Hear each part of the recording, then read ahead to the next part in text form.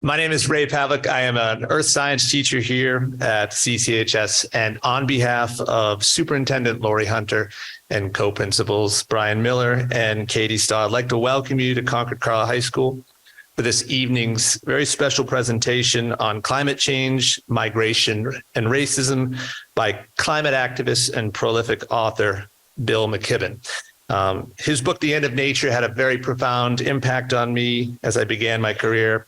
And though I'm certain he does not recall, he was kind enough to visit my classroom 25 years ago here. And so I'm thrilled to welcome him back tonight. I'd like to thank the First Parish Church, who were the lead organizers of tonight's event, as well as the other community organizations that helped make this evening possible. I'd also like to extend a special shout out to our Concord Carlisle's very own student environmental organization that Peter Nickel founded called the Green Team, and Sydney Haddad is here and will speak in a minute. Before I begin, I'd like to point out the exits. There are two exits to the left and right at the front of the stage, as well as in the rear of the auditorium. And if you need to use the restrooms, probably easiest access is either out this door or there are restrooms directly behind you in the rear of the auditorium as well. Tonight's event is in memory of longtime CCHS teacher and climate champion, Peter Nickel. Peter was a colleague, an environmental mentor for me and a friend, and I've been asked to say a few words about him this evening. I first met Peter Nickel nearly 2 decades ago, and little did I know the impact he would have on myself and our community. Simply put, Peter was an incredible human being. He was talented, he was understated, he could be a little quirky. He was known to arrive at school with his unicycle in tow sometimes, and he would lecture as he rode atop the tables in front of his amazed students. Peter was absolutely beloved by students and staff. He was humble, he was kind, he was genuinely interested in other people. He was positive, he was vulnerable, and he listened more than he spoke. He had an unbelievable ability to be present when you spoke with him, even if it made him late to a meeting, or as Leslie has probably found, to dinner. He was certainly not always punctual. Most of all, Peter was authentic. The totality of these characteristics made him charismatic and impossible not to like.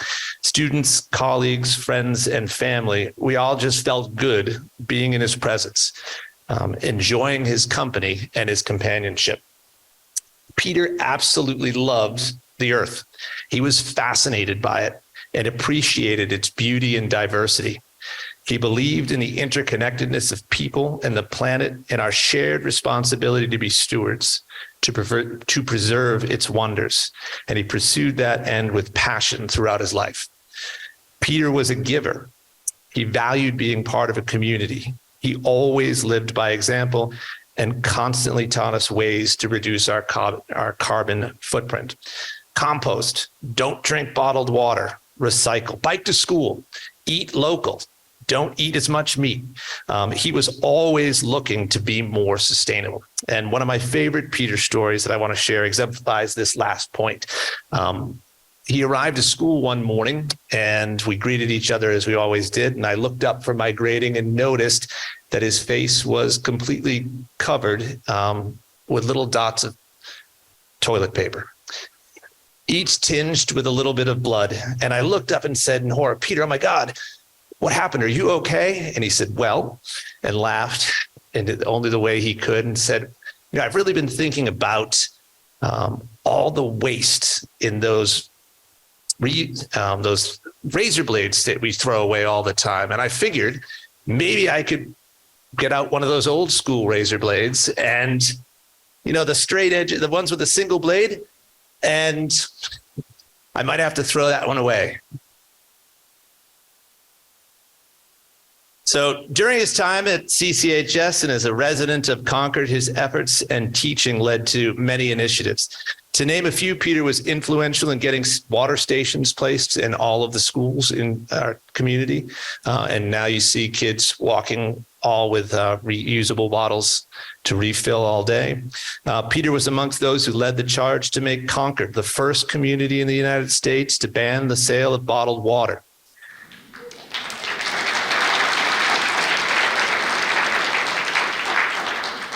He worked with his students to identify homes in our community using satellite imagery to find places that were good fit for solar panel, which resulted in the reduction of the town's carbon dioxide emissions by 1.3 million pounds.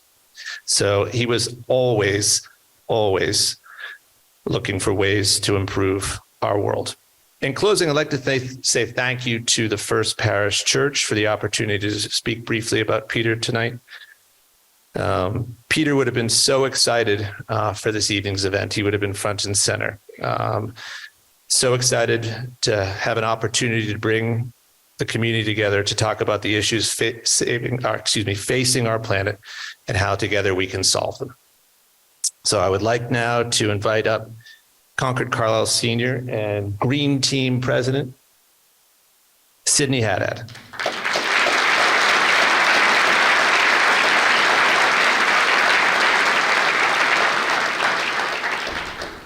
Hi, thank you all so much for coming. As he said, my name is Sydney and I'm a senior at Concord Carlisle High School. I co-lead both the CCHS Green Team and Sunrise Clubs. Green Team focuses on the sustainability of our school and promoting individual actions within our community. Sunrise is part of a national youth-led movement dedicated to promoting climate policy and governmental action. I prioritize both clubs because climate change is interconnected with many social justice issues, and I believe solving the climate crisis requires changes in individual habits and governmental policies.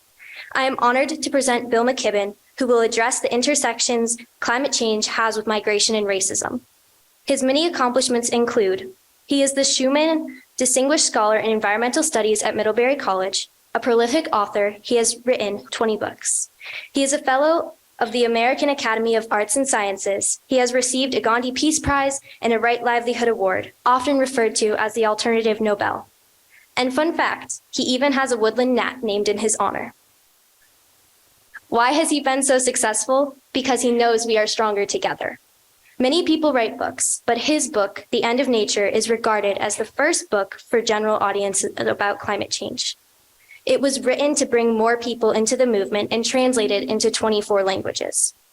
When he found that the book alone wasn't enough to harness the power needed to win this fight, he expanded his reach by co-founding 350.org, the first global grassroots climate campaign, which has organized climate action protests on every continent.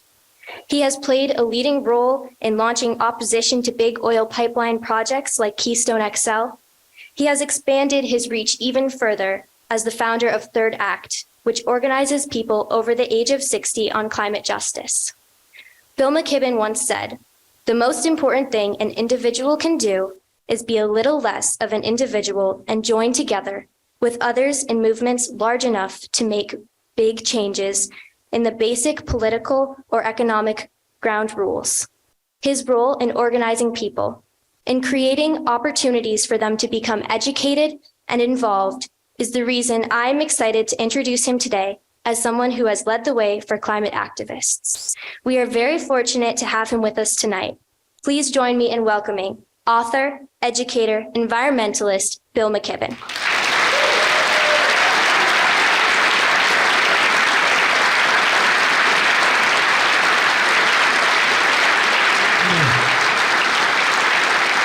Sydney, thank you very much. Very, very well done. And a pleasure to get to meet you, and a pleasure to get to be here today. Maybe more of a pleasure for me than for you. It was very moving to hear about Peter Nicol, and I wish I had known him, and clearly a great figure. Maybe more of a pleasure for me than for you, because this is a gorgeous, gorgeous day. It was fun for me to get to Concord a few minutes early and go walk the North Bridge and go over to Buttrick Mansion and see everything is in good order in Concord. And here you all are, have come in from that beautiful day. I mean, even the Red Sox won 2 out of 3. To hear a talk on climate change, racism, and migration. You are gluttons for something. I normally this title was assigned to me by Ted, for which I was grateful, I guess, because normally I am, maybe I try to be a little more subtle about how grim it's all going to be, but no worries. I'm actually in a sort of nostalgic mood. I wrote this book last year about a kind of memoir of growing up in Lexington in a certain way. Not really a memoir, really more of a political argument about things, but it was in the guise a little bit of a memoir. And I moved to Lexington when I was 10 in 1970. And for the first 6 weeks that we lived in Lexington, for reasons that are obscure, we couldn't go to our house, so we had to live in a motel right in downtown Lexington, the Battle Green Motel, which isn't there anymore. And we had to eat out every night for 6 weeks. So my first and deepest memories of Concord, Massachusetts, and they are deep memories, are of eating night after night after night at the Willow Pond Kitchen, yes. And it is true that later I, wrote an edition of Walden, and I learned all about all the transcendentalists and all. But that's my deepest memory, all those dead animals on the wall of the Willow Pond. And I always think of it when I come back, and boy, I wish it were still there. And then, and this gets a little closer to our topic tonight, when I was 14 or 15, I was a cub reporter at the Lexington Minuteman, the weekly newspaper that was the same chain of suburban weeklies of which the Concord Journal, yes, was the Concord paper, yes, same thing. And I was quite beginning at about the age of 13 or 14, I wrote for the Minuteman, and that was paid 25 cents a column inch, which explains why I write long stories about things. And in 1976, maybe, 2 or 3 students at this institution in their yearbook wrote somehow when people were listing the clubs that they belonged to or something, they listed that they were in the KKK. And there was a little story in the Globe about it. It caused a bit of a controversy. Was there really a chapter of the Ku Klux Klan active at Concord Carlisle High School? And so the editor of the newspaper, the Minuteman, this whole chain, looked around his newsroom to see who would be a good idea to go infiltrate and find out about this, and decided that this was me. And he had printed out, in order to make it easier for me to infiltrate and find out, I came to work one day and he had printed up a T-shirt that I was supposed to wear that said, "I hate black people." And I would wear it. And I am happy to tell you that even at the age of 14, I was wise enough to know this was not a good. So I put that in the trunk of the car and came over to Concord and poked around for a week or two. Or it was mostly over in West Concord, and talked to lots of kids my age and a little older, and discovered that, this was, as one would expect, a few idiots and, who had had some kind of beef with some Medco kids and whatever. And sort of wrote about that and explained kind of what's going on. That wasn't the thing that was racist, really, about the place where we are. The thing that was, one of the stories that began this book that I wrote last year, The Flag, the Cross, and the Station Wagon, was a story about what happened in Lexington in 1971. Two things happened in Lexington in 1971 of note. One was, and this one I knew at the time and remembered, was the great protest led by John Kerry, then a young, handsome, charismatic, recently returned lieutenant leading the Vietnam veterans against the war. And as a protest, they marched from Concord to Lexington, and they wanted to bivouac on the Lexington Green as part of their protest. And the town fathers, and they were all fathers in those days, said no. And they were called in the police to arrest them. And so several hundred townspeople from Lexington joined in and got arrested at the same time, including my mild-mannered father, for whom this was entirely out of character. It was a very vivid memory for me, and one that I was very proud of, him and everyone else, and it seemed to me a very good sign to my 10-year-old brain, a kind of well, it fit with my idea of the country, that we were, through all our turmoil and contention, still engaged in the project that had begun during the Depression of trying to build a better country together, what LBJ called the Great Society, or Dr. King, the beloved community. And that this was, small things seemed a part of that, you know? So that was good. But then a few weeks later in Lexington, there was a proposal for some multifamily affordable housing development in Lexington. It had grown out of the fact that Dr. King had come to give a talk in 1965 or something at Lexington High School and had a huge audience. And everybody was moved by what he had to say, and they formed the wonderfully named Suburban Responsibility Commission. And they decided correctly that part of their responsibility was to see if they could have a less segregated town than the one that they were living in. Segregated not de jure, but segregated de facto by the price of living there. And came up with this plan for multifamily affordable housing, because of course the reason that housing's hard to afford is if everybody has to have their own house and backyard and driveway, then it's expensive. And they came up with a plan for 100 units of this, and all the powers that be, all the ministers, all the planning board, everybody signed off on it. Town meeting voted in favor of it. Representative town meeting voted in favor of it, but people demanded a referendum. And then in the privacy of the voting booth, Lexingtonians defeated multifamily affordable housing by a 2-to-1 margin. It wasn't even close, and an enormous turnout. And to this day, there isn't really exists such a thing there. That, not a bunch of knuckleheads, in their yearbook, is what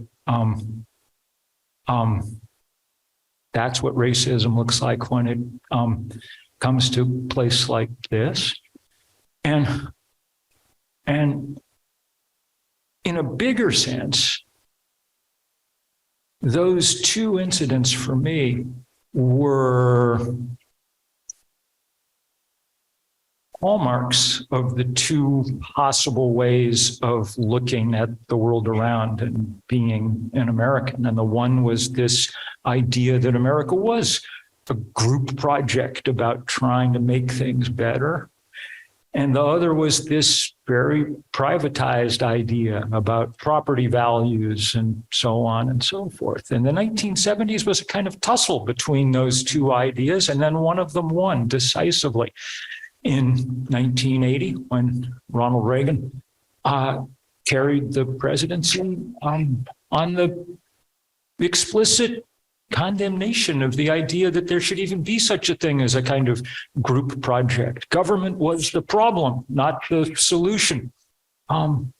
His friend Maggie Thatcher said, there is no such thing as society. There are only individual men and women. And we were, after that, decisively embarked on the subsequent 40-year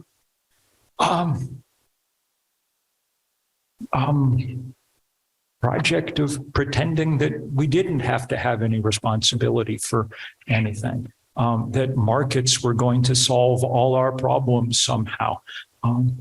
And hence here we are.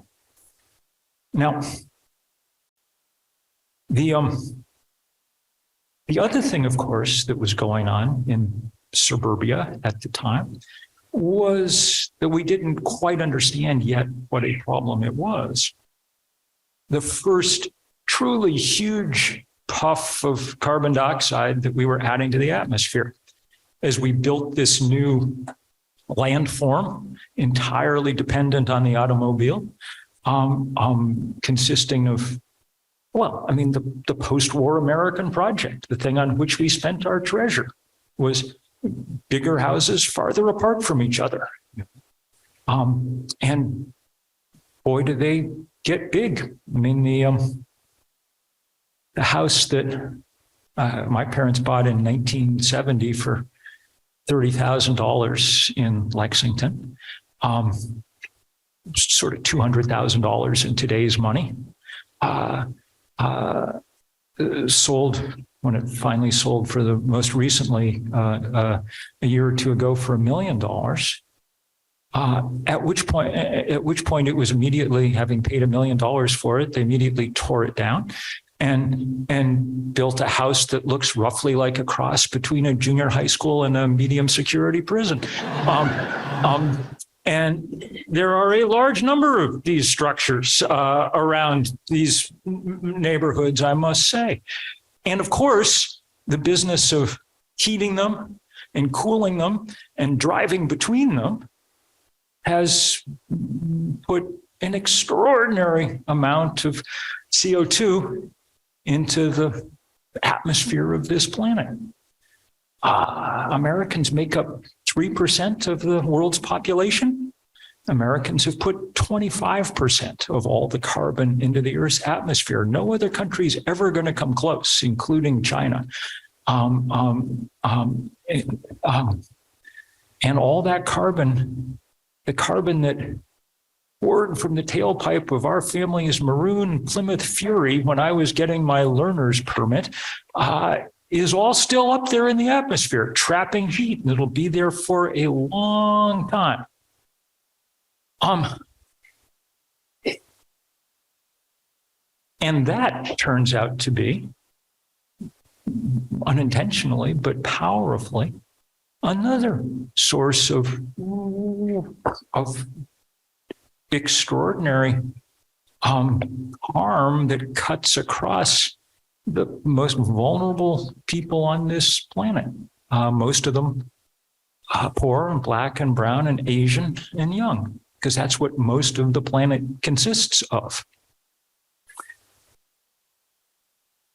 Let's just talk for a minute about where we stand in the physical world right now, because and then we'll talk about how we're going to deal with this a little bit and how we might repay some of those debts that we owe. Because among other things, let's just be clear, there is some money out there to repay some of those debts. If that house went from $200,000 to $1 million, simply riding this escalator of wealth creation up the economic ladder, and along the way, leaving behind all the people who couldn't come up with that $30,000 in 1970 for a variety of historical reasons that explains the racial composition of the places we live now. Well, I mean, we happily have some resources to be paying some of those debts back in a variety of ways, and I'll discuss what those ways might look like. But first, let's just talk about where we are. Thursday, Donald Trump was indicted. That was not the most important thing that happened on Thursday in this world. On Thursday morning, a couple hours before that, but completely overshadowed by the news of Trump's indictment, there was a paper in Nature, one of the preeminent scientific journals in the world, about new research that had just come in from the Antarctic. And what they found was that the rapid flow of melting water off the Antarctic continent had sufficiently diluted the waters of the Southern Ocean, reducing the salinity and hence the density of that water, that it was no longer heavy enough to be as effectively pushing down into the ocean and starting the great conveyor belt, the Antarctic Ocean current, that along with the Atlantic overturning current is one of the two great currents on the planet. What they said was that this damage was severe enough that it seemed possible that by 2050, that current would be moving 40% slower than it is now. That's an almost unbelievable number, okay? Because the flow of these currents are 100 times the size of the Amazon River. That's what takes nutrients out of the depths of the ocean and cycles them to the world. That's what moves heat in and out of the ocean's surface. That's almost unbelievable news.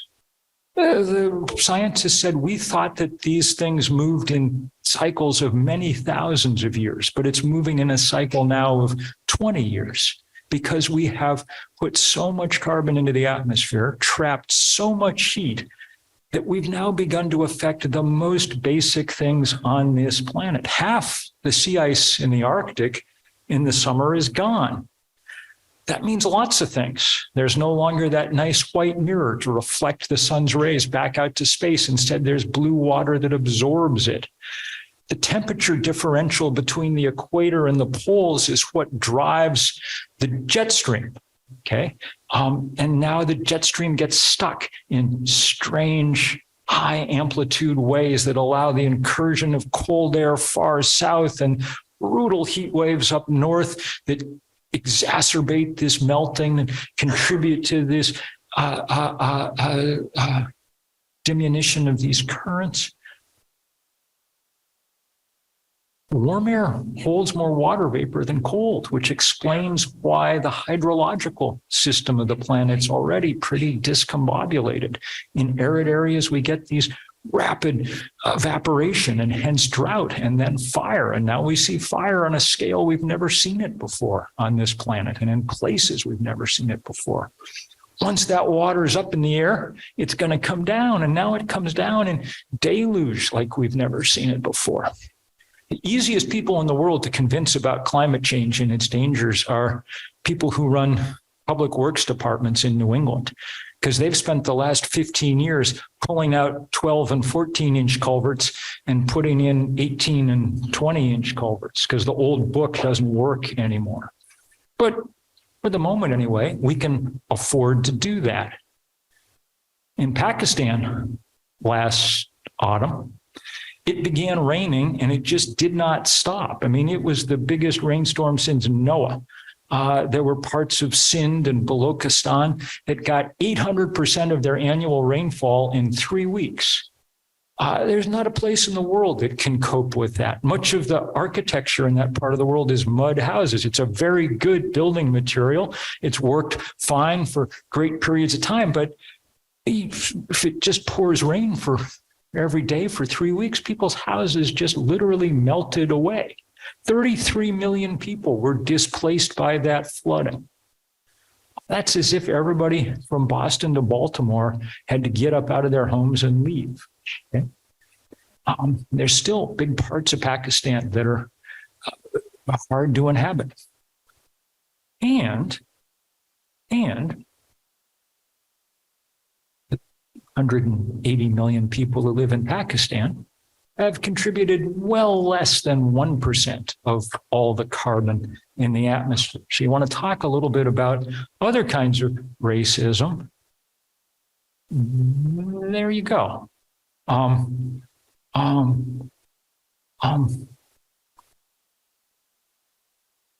the scary part of this story is that we're still pretty near the beginning of this saga. We've increased the temperature a little more than 1 degree Celsius, but the path we're on the kind of trajectory that we're on at the moment is for a temperature increase closer to 3 degrees Celsius by the time Sydney is my age. And 3 degrees Celsius, 5-6 degrees Fahrenheit is enough that the thinking now is, should we allow that to happen, we will not have civilizations like the ones we're used to having. The rate of violent flux and change and chaos is just too much. Among other things, to return to my assigned title for the evening, the UN estimates that we could see 1 to 3 billion climate refugees as a result of that kind of warming. So think about that for a minute and what it means. 10 years ago, 12 years ago, the deepest drought ever in the history of what we used to call the Fertile Crescent was one of the triggers of the brutal Syrian civil war. 1 million or so Syrians had to leave the farm, move into the city. The already repressive Assad government was unable to cope with this. Soon there was a civil war, and it produced a little more than 1 million refugees who made it to Western Europe. And 1 million refugees coming into Eastern Europe was enough to discombobulate the entire politics of that region, give rise to right-wing governments, all kinds of craziness. On our southern border, a couple of million migrants coming in some part because of the climatic conditions that we have caused in places like Central America, which have seen absolutely remarkable drought for a number of years now. If you look at a map, Central America has ocean on both sides closer than most places in the world, and those heating oceans have allowed remarkable drought, punctuated occasionally by extraordinary hurricanes of a scale they've never seen there before. Well, a couple of million refugees and migrants on our southern border was enough to discombobulate our politics. It was the single biggest reason that we got as president the guy who was indicted on Thursday, So try to imagine a world with 1 billion or 2 people on the move. Multiply, in other words, by 1,000 the effects that I've been describing. You can't imagine it. We can't imagine it. It won't work. And so our job is to figure out how to keep it from happening as best we can. Not to stop global warming. It is too late for that. I say that with some sorrow. I mean, I wrote the first book about this in 1989, and it wasn't too late in 1989. There was, if we'd gone to work with resolve then, we would be in a very different place than we are now. But we did not. It wasn't a good enough book.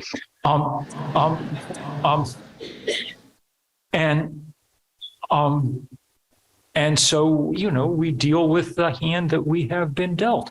The good news is we have cards to play. One of the things that happened in the last 10 years, and this is a big thing, is that the engineers did their job. They dropped the price of solar power and wind power by about 90%. Sometime in the last 4 or 5 years, it crossed some mythical line where it became cheaper than coal and gas and oil. We live on an earth where the cheapest way to make the energy we need is to point a sheet of glass at the sun. That's remarkable. And it means that there's no real technological or financial obstacle to doing a large part of what we need to do.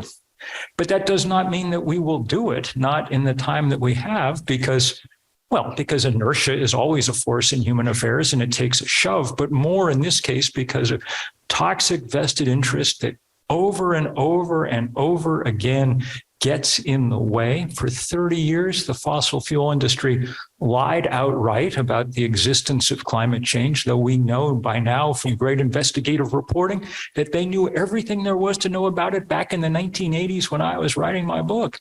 They've pretty much given up the just straight up lying, but they've substituted for that a strategy of delay, of slow walking this transition, of trying to extend their business model a few more decades, even though The physicists have made absolutely clear we have no more decades to spare. We are out of time. The IPCC, our scientific authorities on this, have told us that we need to cut emissions in half by 2030 if we are to meet the targets that we set in Paris. That is on the bleeding edge of the technically possible, but it would take everything that we've got in order to get it done. So let's talk about how to do it. If you're a solar panel engineer who is able to improve the efficiency of solar panels another 2 or 3 or 4%, then that's your task, and get to it. In fact, stand up and leave right now. Get back to your lab. We need you at work. But if you are not a solar panel engineer able to increase their efficiency another 2 or 3 or 4%, then the rest of us need to figure out how to effectively build the movements that we need to stand up to the power of those industries and get change happening at the pace that's required.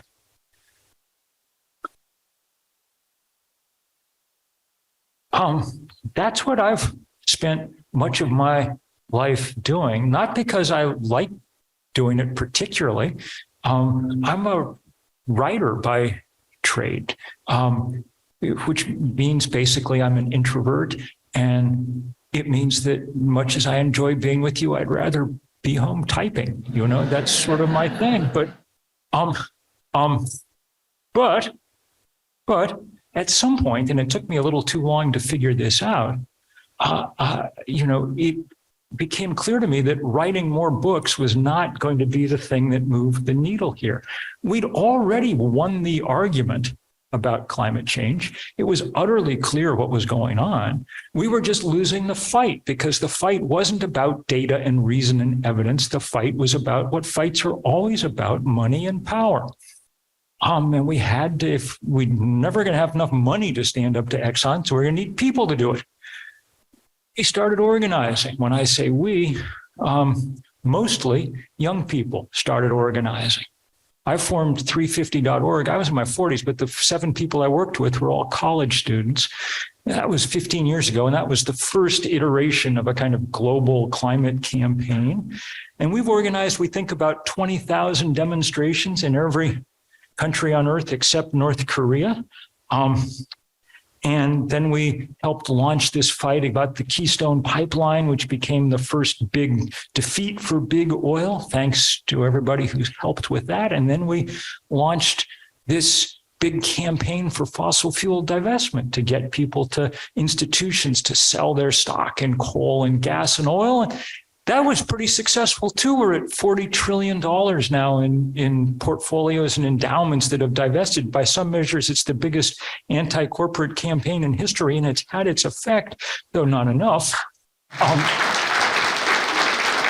But the best thing that happened from it was that a lot of it happened on college campuses, and all kinds of kids ended up good organizers. And when they got out of college, they wanted to keep organizing. So they formed this Sunrise movement, of which Sydney's a part. And then those were the guys who brought us the Green New Deal.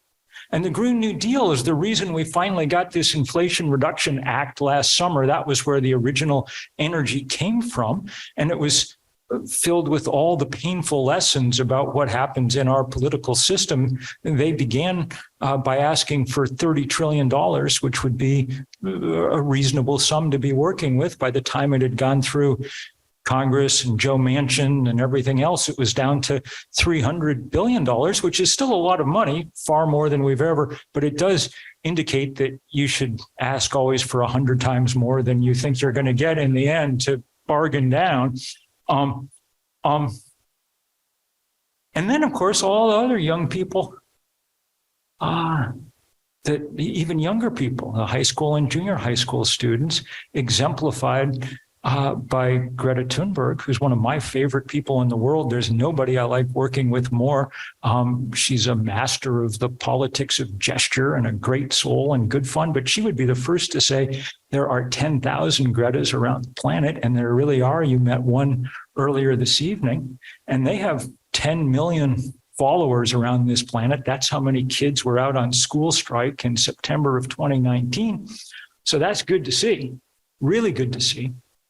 And you would expect it of young people because their lives are going to be lived in the shadow of this. I'm going to be dead before it's at its absolute worst. But, no matter what good career Sydney's training for, if we don't get this under some kind of control, her job in 40 years is going to be disaster response until we run out of the means to do it.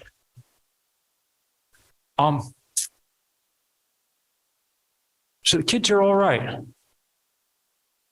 But I did hear one too many people say to me at some point, it's up to the next generation to solve this problem, which seemed A, ignoble, and B, highly impractical. Because for all their intelligence and all their energy and all their idealism, young people lack significant, sufficient structural power to get done what we need done in the time that we have by themselves. They're going to need a lot of backup. Who has structural power? People with hairlines like mine have structural power, and a lot of it. It turns out that there are 70 million of us in this country over the age of 60. There might be a couple in this room just looking around. 70 million is a large number. It's larger than the population of France, okay? And multiply it by some factor because we're very politically powerful. We all vote. There is no known way to prevent old people from voting, okay? And we ended up with most of the money. Fair or not, the boomers and the silent generation have about 70% of the country's financial assets. So if you wanted to push around Washington or Beacon Hill or Wall Street, it would be good to have some older people, which is why we started organizing this third act thing last year.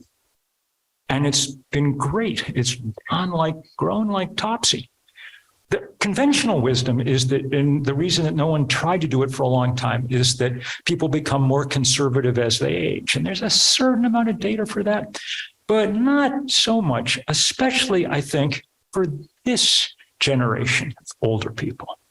Because if you're 60 or 70 or 80 now, your first act was in that period of time that I was talking about before, when we were fully embarked on this group project, when there was a lot of truly epic social, cultural, political transformation underway, when we were taking women seriously as public actors for the first time, when the apex of the civil rights movement.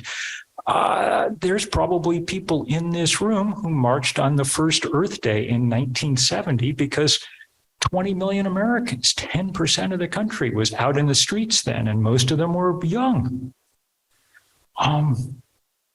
If you have any doubt about what people accomplished in those days, look at what the retrograde Supreme Court went after last summer on its rampage. It went after the Voting Rights Act of 1965, the Gun Control Act of 1968, the Clean Air Act of 1970, and Roe v. Wade of 1973. Okay? So we won those fights once, and we need to win them again, and we need to win more.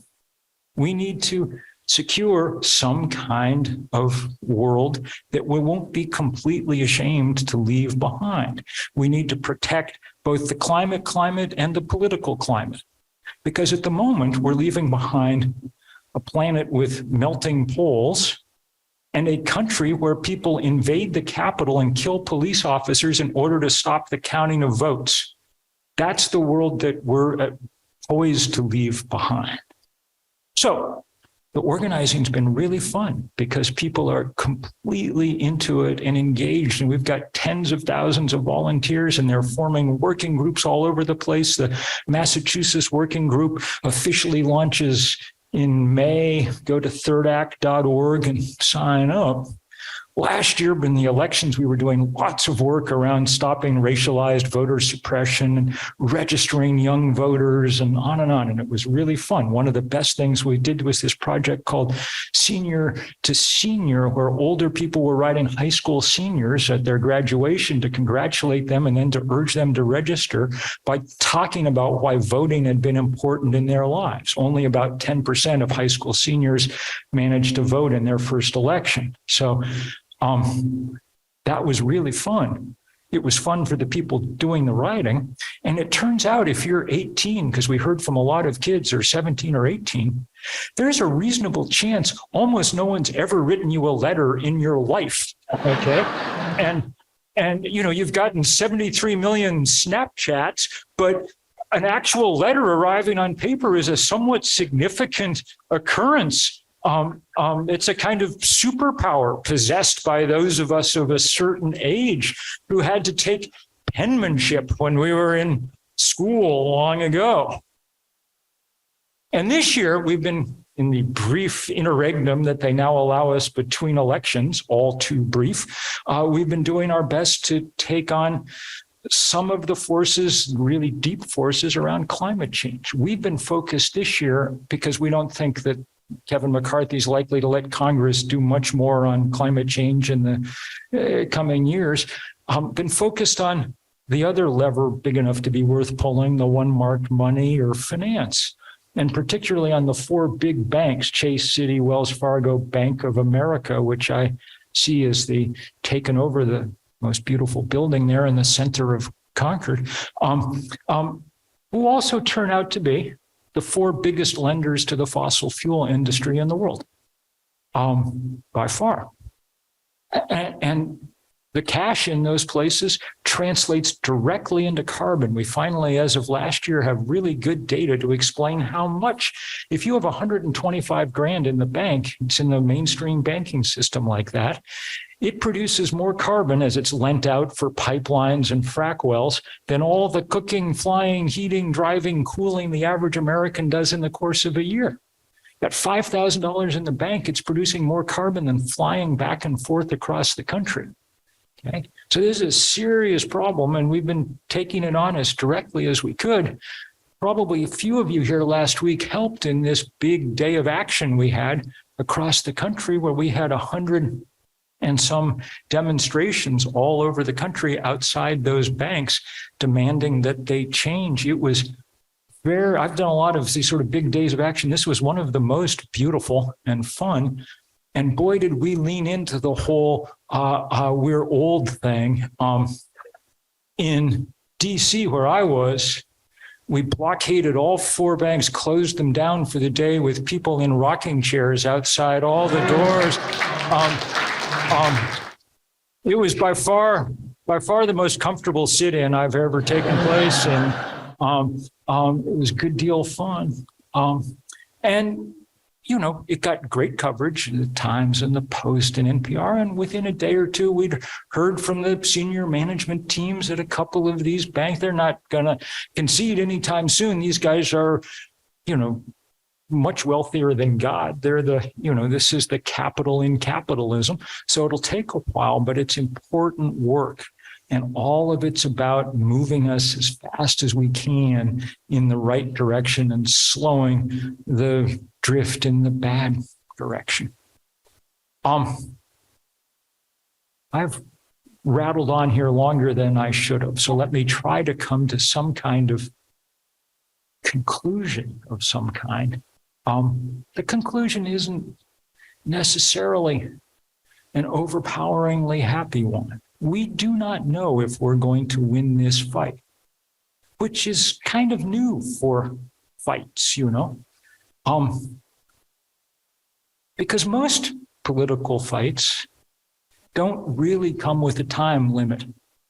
Like, as long as I've been alive, we've been fighting in this country about whether or not we should have national health care. And I think it's a sin and a shame that we do not. And I know that people die and go bankrupt every year because we don't. But I assume that eventually we'll catch up with the rest of the developed world and do it. And when we do, it will not make it harder that we haven't done it already, you know. But climate change isn't like that. Once the Arctic melts, it's not like someone has a good plan for how you freeze it back up again. Okay. We've got short period of time. And so that's hard. We do not know. But we do know that if we don't mount all the effort that we can, that we are definitely going to lose. And we do know that whatever effort, if it's big enough to matter, we mount, will cut down at least some on the peril that Sydney and her cohorts face when they move forward into the world. So I guess what I want to say is, I know enough about Concord to know that it's a comfortable place. Almost more than comfortable. I mean, it's, this is as good as it gets in physical terms on planet Earth, We need you outside your comfort zone because the planet is outside its comfort zone. That's what it means when you open the next issue of Nature and it turns out that the Antarctic overturning current is about to collapse. That's what it means when you open the paper and Pakistan is under 5 feet of water. Planet's out of its comfort zone, so we need to be out of ours. That means many different things for different people. For me, it's meant that I took up where my father left off, and I've now been to jail on a number of occasions.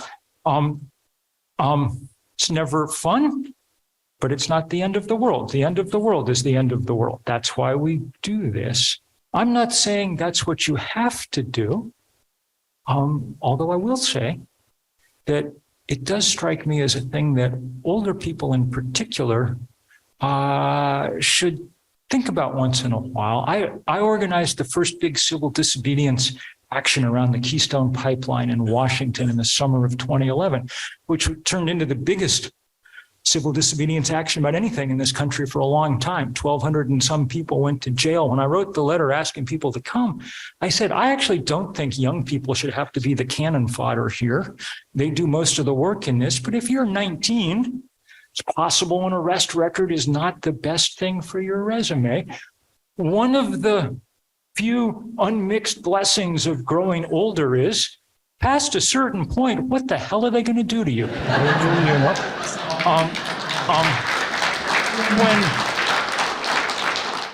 When people arrived to get arrested, we did not ask them how old they are. That would have been rude, but we did cleverly, I think, say, who was president when you were born?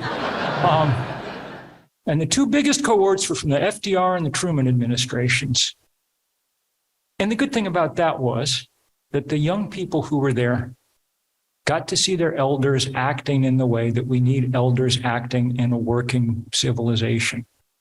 Not necessarily getting arrested, but standing up, even if that means sitting down in a rocking chair. The bumper sticker I hate the most is the one you sometimes see on the back of like Winnebagos and stuff that says, I'm spending my kids' inheritance. It's like, ha, ha, ha. Yes, you are. And in some larger sense, yes, we all are. And that's a lousy thing to be doing. And it leaves you with a lousy feeling if you're doing it.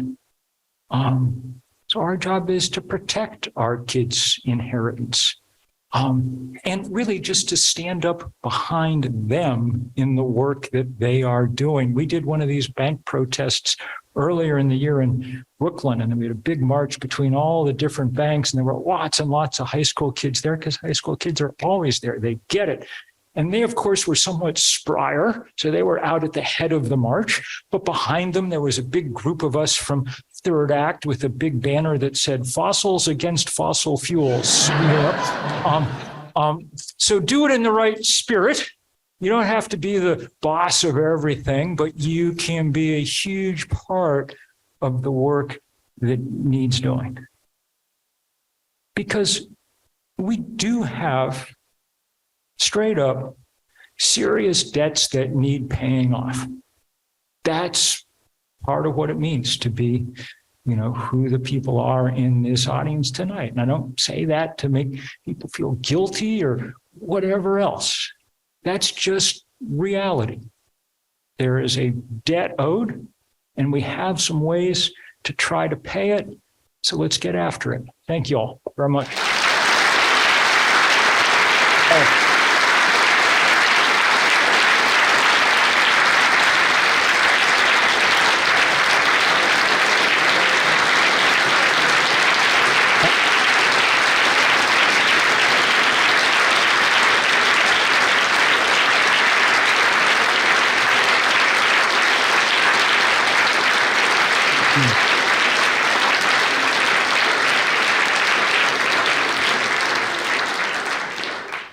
Thank you, Bill. That was very inspiring, and I'm really pleased to see the crowd here. And we have a lot of people connected remotely on Zoom.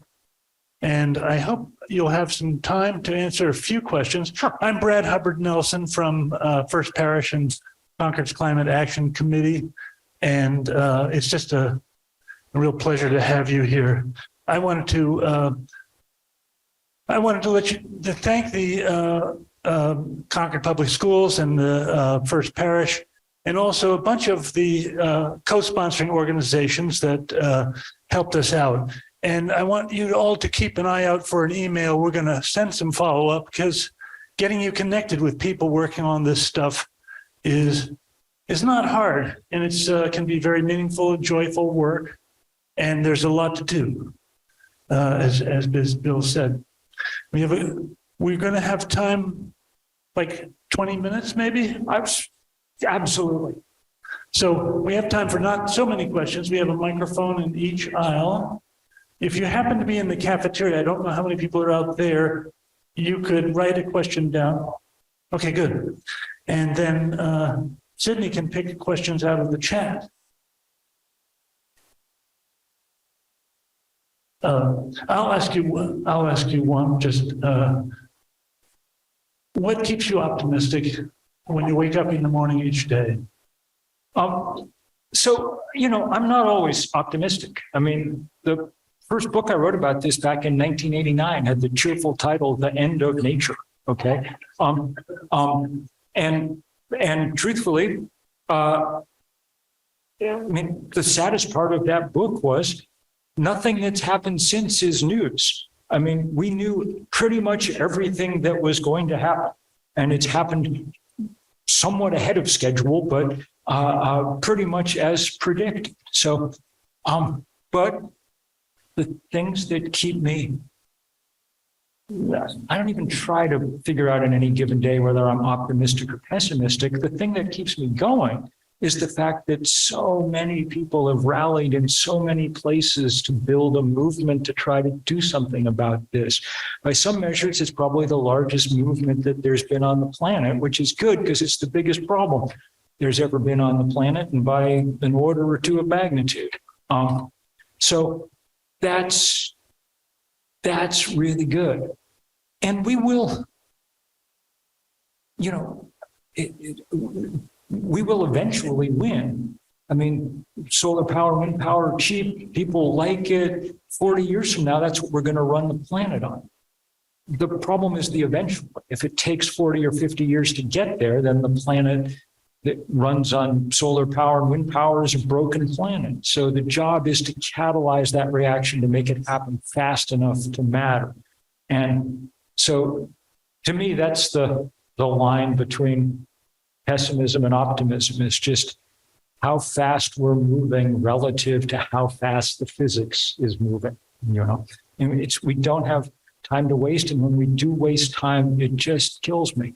I was, I guess, glad that Donald Trump got indicted for what he did, but what history will indict him for is pulling America out of the Paris Climate Accords and wasting 4 years of ungettable, backable time in the process. Pamela asked, how do we hold Biden to his promise? No new drilling on public land, including offshore. How do we stop his corrupt deals with Manchin to greenlight Willow in Alaska and the sale of leases in the Gulf of Mexico? So this is a question largely about this new Willow oil project in Alaska. It is a tremendous shame. We fought hard and for the moment lost because the Biden administration green-lighted it, despite getting 3 million comments, mostly from young people in opposition. It was it's a reflection of the balance of power in our politics at the moment. The fossil fuel industry is strong enough to control much of Congress, and Biden lives in fear always of not being, losing whatever possibilities he has in Congress. The fact that Alaska elected a new Democratic congresswoman actually made it harder for him to stand up to what happened there. The fight's not over, and there are people organizing at the moment. A bunch of them. If you I do a newsletter every week, free newsletter called The Crucial Years on Substack. And if you go look at the one that came out today, it has some links to the places you can go to help join in this opposition. But the real answer to this is we need to keep growing movements so that Congress is not always on a 50-50 knife edge over this, and people have a tiny bit of room to maneuver. They have none now, and so when we win, it's by the tiniest of margins, and we still lose more often than we can. It's a good question.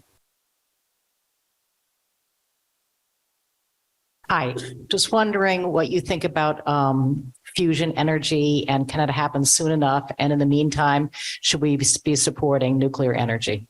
Yeah, very good question. So we had another, yes, I will repeat it. What do we think about fusion energy? Can it happen fast enough? And in the meantime, should we be using fission energy, our sort of current nuclear source? So fusion energy, we had a breakthrough in the fall, and fusion energy is a possibility. It's for my entire lifetime, it's been 30 years away, and this time it may actually be 30 years away, and that'll be great in 30 years, but we have to get the world through the 30 years, and the thing we have in the meantime that we have on hand is affordable and we can deploy immediately is sun, wind, and batteries. That's the armament we have now. As for fission nuclear power, if you've got a nuclear power plant open and running, keep it running. It comes with a risk, but a coal-fired power plant or a gas-fired power plant comes with a guarantee. I mean, you operate it exactly the way you're supposed to, and the planet's wrecked. The reason that we're not going to build many more nuclear power plants of conventional design has less to do with their safety risk than with the fact that they're just so expensive. It's really like burning $20 bills to generate energy. And the sun and the wind are now much cheaper. And so that's where the most of the momentum is going. Brad, we got a question here.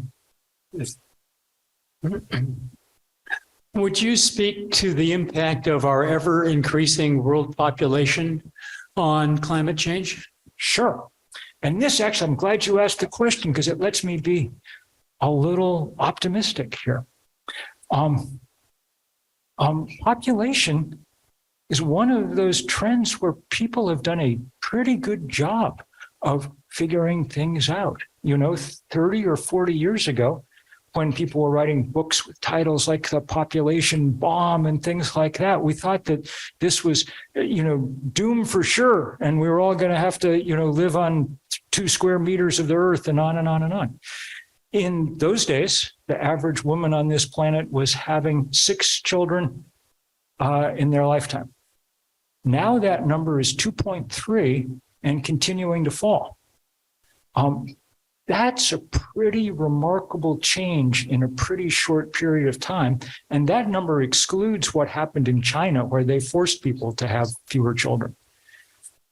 It turned out that confronted with the reality of population, people went to work. And most of those people went to work in the developing world.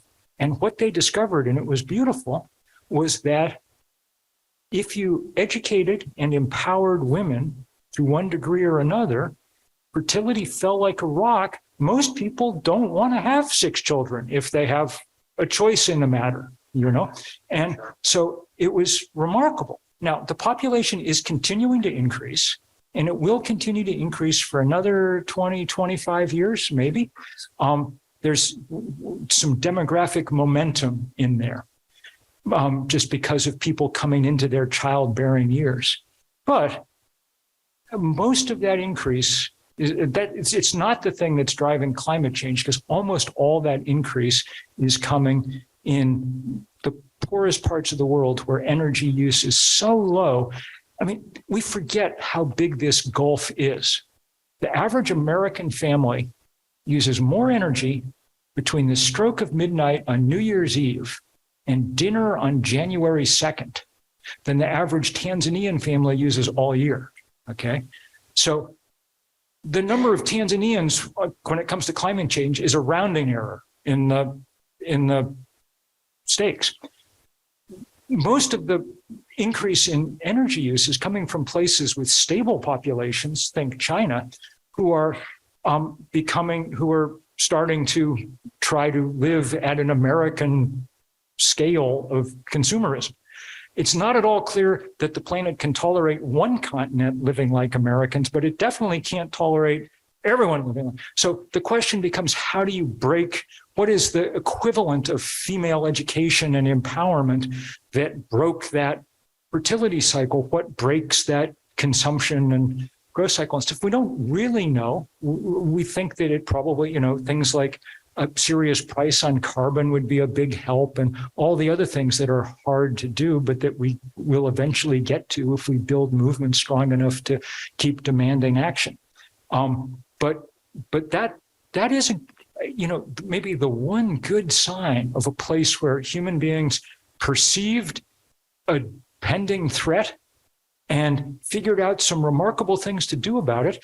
And the good news is those things also came with all kinds of other benefits, because all of a sudden women were freed up to have all kinds of different lives that were not just about caring for the 6 children that they had. So I'm really glad you asked that question, because it lets us be a little optimistic about our abilities as a species. There's a question over here. Can you hear me? Thanks for everything you do, for one thing. But we're going to have to build a lot of infrastructure to move the electrons. I work in permitting for offshore wind. It's really, really hard to permit. Yes. And a lot of the opposition is coming from environmental NGOs, and also from that are used to dealing with oil and gas and protecting resources. Yes. It's also coming from communities that don't want the infrastructure. Yes. We hear all the time, I support renewable energy, against climate change, but. Yeah. And I'm just wondering, like, from your perspective, how do we make this happen? Well, it's a very good question. And I think what we need to keep doing is having this conversation and insisting that that's not an okay response. And we need to do a better job of arguing it. So, for instance, where I live in Vermont, most of the places where we can put solar farms are cornfields. And we have to take, 1 or 2% of the land in the state of Vermont to put up enough solar panels to do what needs doing. And people say, well, but, it's we don't want to do that. That's agricultural land or whatever it is. Look, those cornfields are mostly producing corn. I mean, if you think about a cornfield, it's basically an inefficient solar collector that requires that you pour a lot of nitrogen on it every year, which washes into Lake Champlain and causes problems.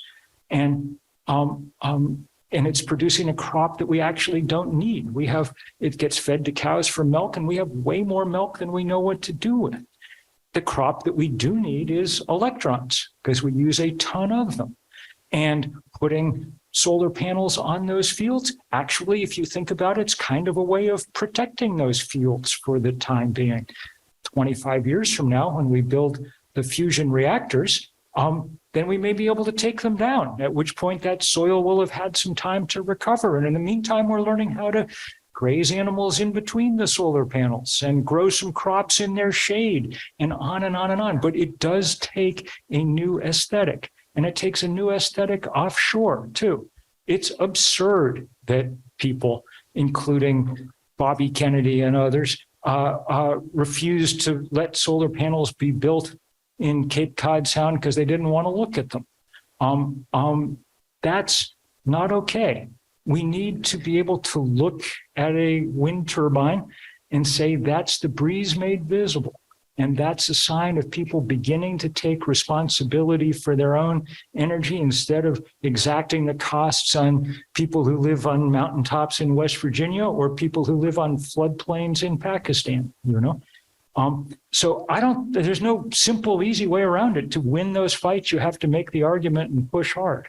And we all need to do that. And it's really one of the places where this pinches, you know, because, you know, one of the things we all think about the world is change whatever you want after I die, you know, we got to be a little better than that and continue pushing hard that fight. Thank you for keeping it up, and we will continue to do what we can to try and get that argument made. I don't want to bring it down, but it seems to me that there's kind of like, in my reading, there's 3 bullets heading for humanity. One of them is climate change, one of them is biodiversity loss, and one of them is soil degradation.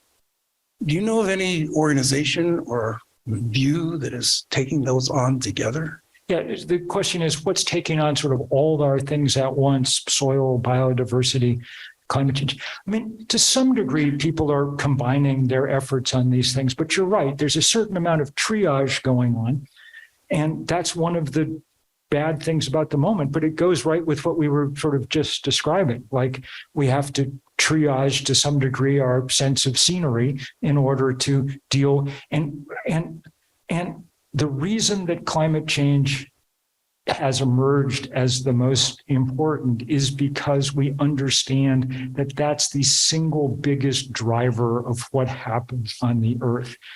Everything on the planet except tectonic and volcanic forces, and we're beginning to suspect those are implicated too, derives from how much energy we trap in this narrow envelope of atmosphere.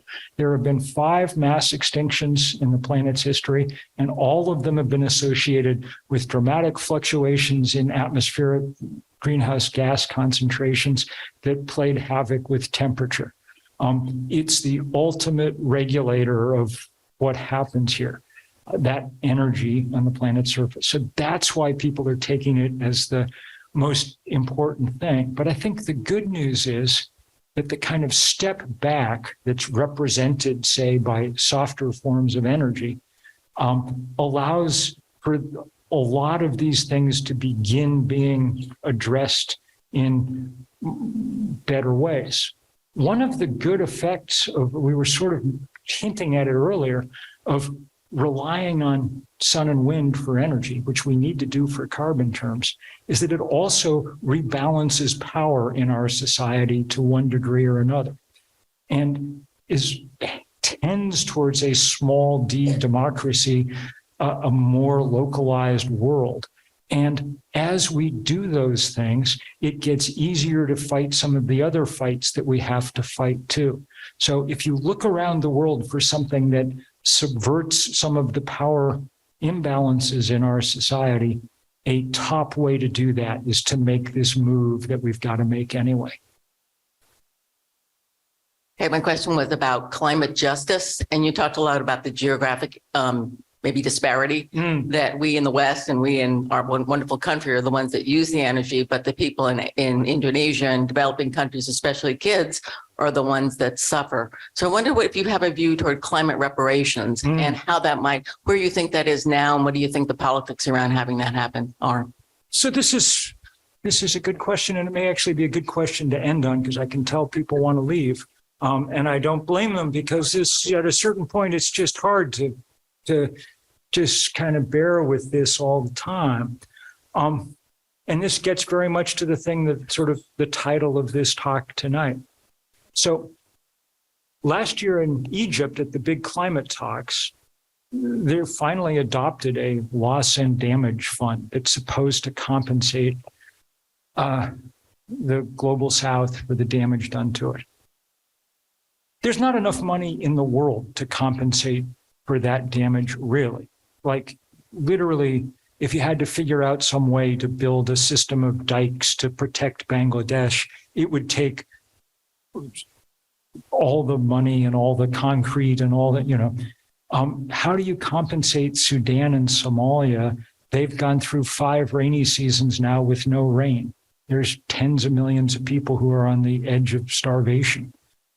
You can give them some money, but it's not really compensation. And having set up this fund, nobody's actually pouring much money into it. The Norwegians and the Swedes will give it some money because the Norwegians and the Swedes always do, okay? But I would suggest that it's unlikely that the U.S. House of Representatives, which has failed to make reparations for African-American slavery for 100 years, is going to be lining up to make reparations for African climate damage anytime soon. In fact, I can't think of an issue that would be easier to demagogue in the world. So my sense is that some of those reparations, such as they are going to have to come in other ways. One of them is doing whatever we can, and John Kerry, among others, is making real efforts here as our climate envoy to help the rapid build out of clean energy across the global South. It's a place where money is extremely well spent if we can do it. And it won't be mostly public money because, again, it's too easy to demagogue that and prevent it from happening. But if you could get the World Bank and the International Monetary Fund to be taking the risk out of some of these investments, then money from pension funds in Massachusetts could be pouring in to build solar farms in Senegal, and the retirees in Medford could be getting the returns to some degree. And it's not perfect, and it does not represent justice in any precise form, but rough justice of any kind is better than what we have now. I'll just say, and this really is the place to end, that our job isn't to solve this problem, because we're not going to solve it in the lifetimes of most of the people in this room. Our job is to do what we can to get the world through the bottleneck of the next few decades with enough options left open that people like Sydney can go ahead and do remarkable things down the road.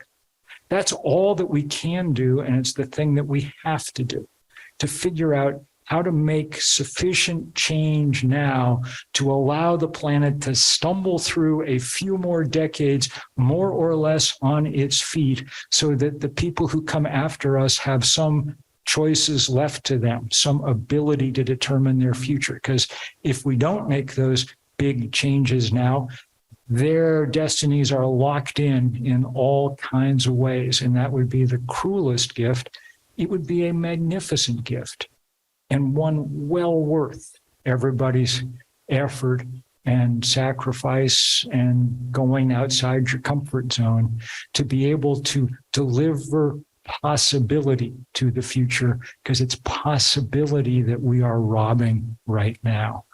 That seems to me more than enough excuse for one's life's work. So thank you all. Thank you so much, Bill.